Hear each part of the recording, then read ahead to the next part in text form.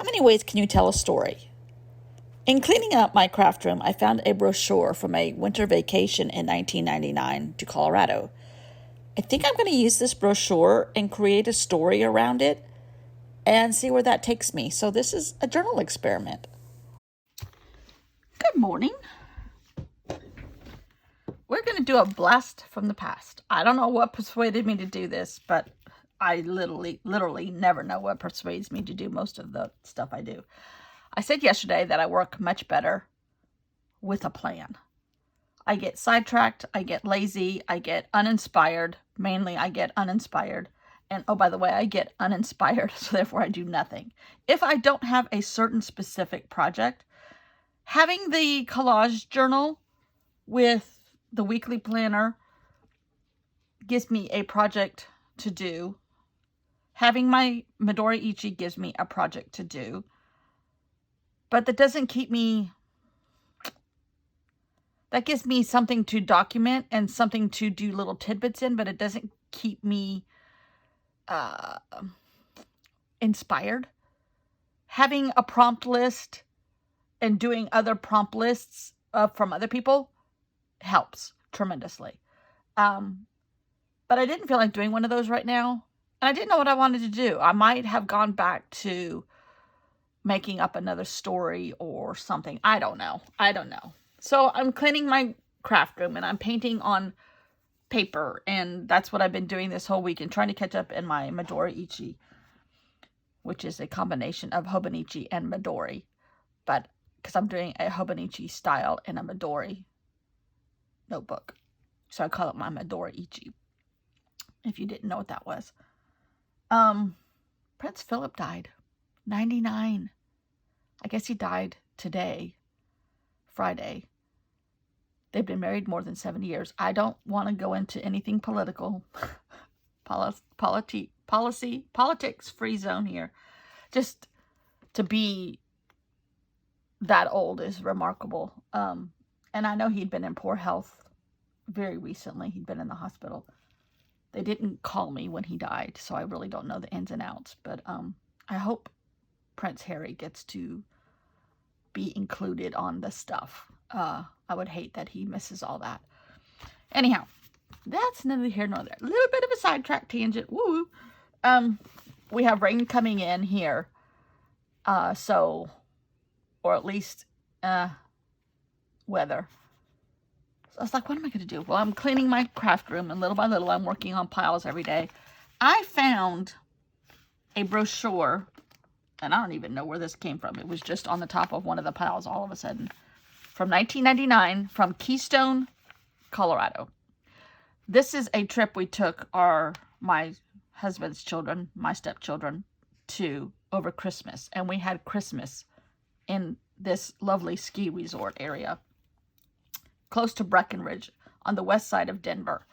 And 1999, we flew to Denver, and that was the first time I had ever been at the Denver airport, and that was right after they opened those huge, it was remodeled greatly, and they had these huge, I don't know what they call them, mushrooms or something like that at the Denver airport. And it's these huge swaths of canvas that are like awnings, I think. Anyhow, I remember something. We were going to be able to see that for the first time. Never mind all the nature and skiing and Christmas, when we still had someone that was teetering on the edge of Christmas believing. So I had all of our Christmas presents, which were a lot at that time because the kids were younger, much younger, shipped. I mailed them all to the main office with their permission, and they put them in the house that we rented for that week. And they hid them. And when we got there, I immediately re-hid them. And we took a little tiny sapling tree out of the forest behind the house and decorated it. I had some Christmas ornaments, just plain simple balls shipped. And it was magical. The next morning, there were Barbie dolls everywhere and Christmas presents everywhere, and nobody knew how they got there because we only each had one little suitcase. And how did that happen? And then we all went skiing, and it was a wonderful trip. The weather was fantastic. It was cold, beyond cold for us in South Carolina. My husband is a huge skier. I learned, but he was a huge skier. He's skied in Austria and Germany and North Carolina, and if you can ski in North Carolina, you can ski anywhere. It's horrible snow. Very wet. So anyhow, this brochure was from that scrapbook session, which I'm going to see if before this is over, I can find that scrapbook. Theoretically, it's in with all the other scrapbooks, but possibly not. If I know me. So I took this brochure and I used it a couple times because you can see where I cut pictures out.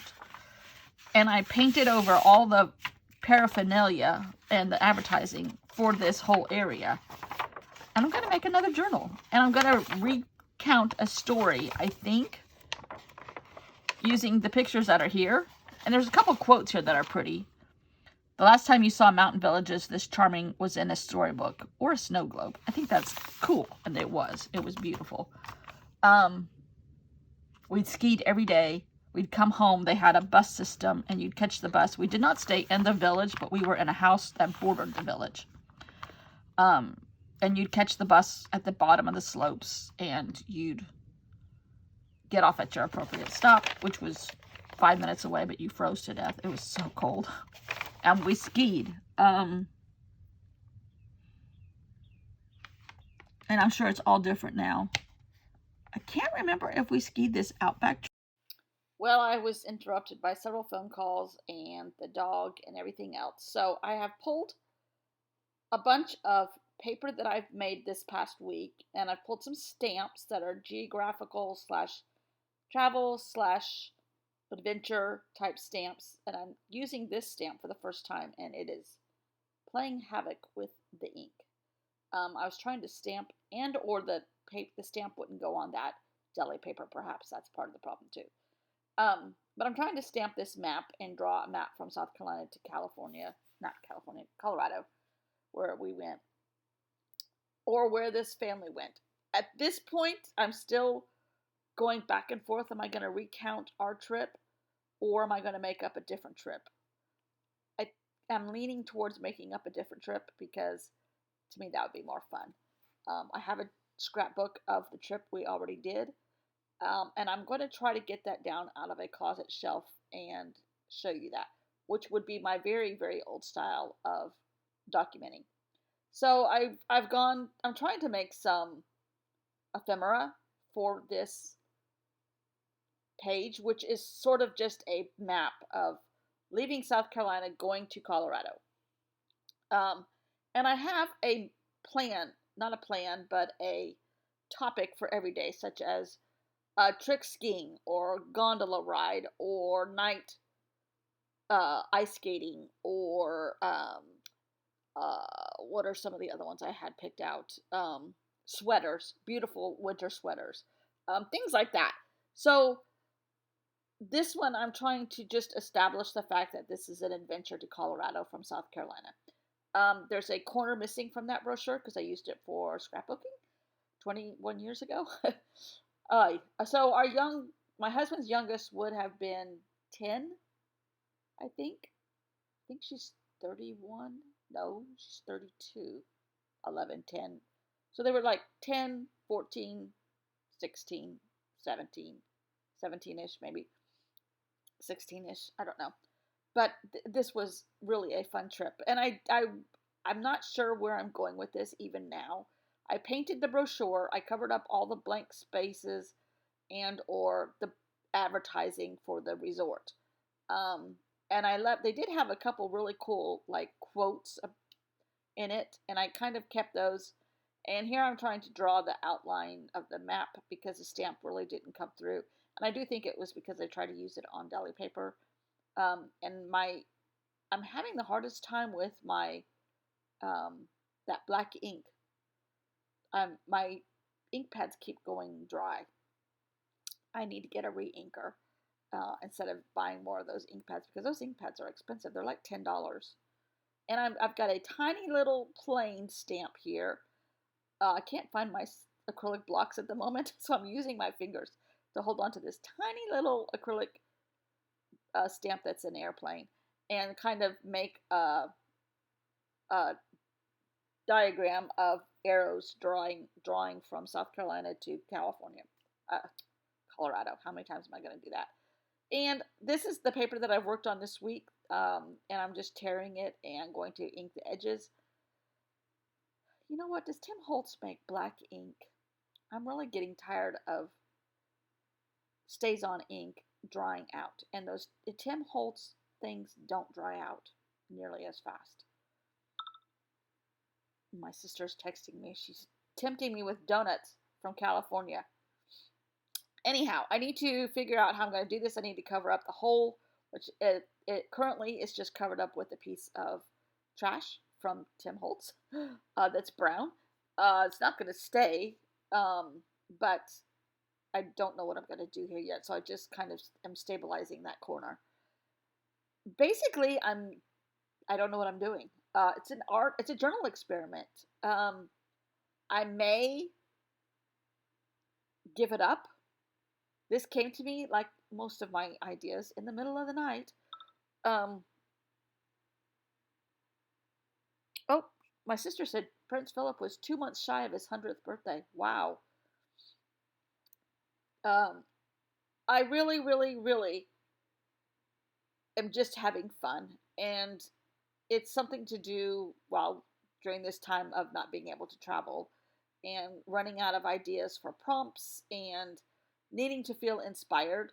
And this will keep me inspired, hopefully, is the whole idea and goal, is to make an art journal slash whatever I do. I don't know what they're really called. I think they're called art journals that I do. Um, and see where it takes me. It's a challenge. It's an experiment. It's fun. It's playing with paper. It's an excuse to buy another ink pad. It's an excuse to play with more paper, and make more paper. Don't tell anybody. That's the real reason. It's just fun. It's just fun. I did a lot of orange, pink, and yellow in the last journal, so this one's going to be a lot of green and blue. I have a feeling, and brown, because it's outdoorsy, and I like outdoorsy. So we'll see where it goes. Come back tomorrow and see what happens. Bye.